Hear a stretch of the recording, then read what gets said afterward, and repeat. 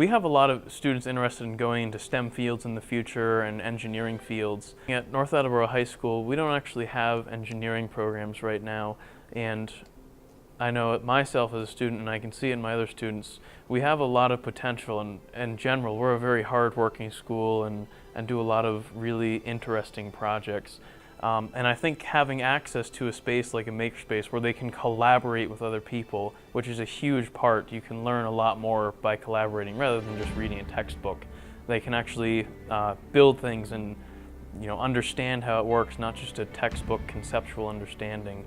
Well, I'm interested in helping people, and I'm also pretty interested in science and technology as the subject area. I think that an idea I would have to use the makerspace is for students to create prosthetic limbs that could later be shipped to kids in need and in our community.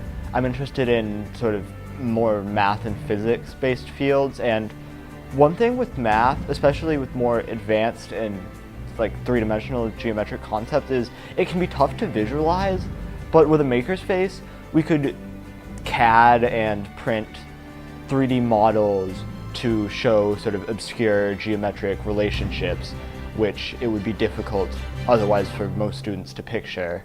Up until 8th grade, we were in a robotics club, but it was Lego based, and the programs were simple.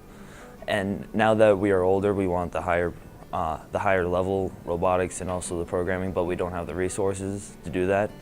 And with a makerspace, we would be able to not only be able to program, but also build some of the parts needed for the higher level robots. I've been working on a bunch of new inventions since I was in 4th grade.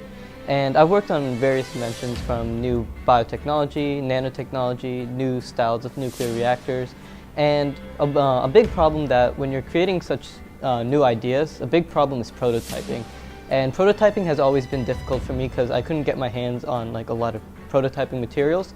And now what a makerspace would help me with is that I can prototype rapidly, cheaply, and effectively.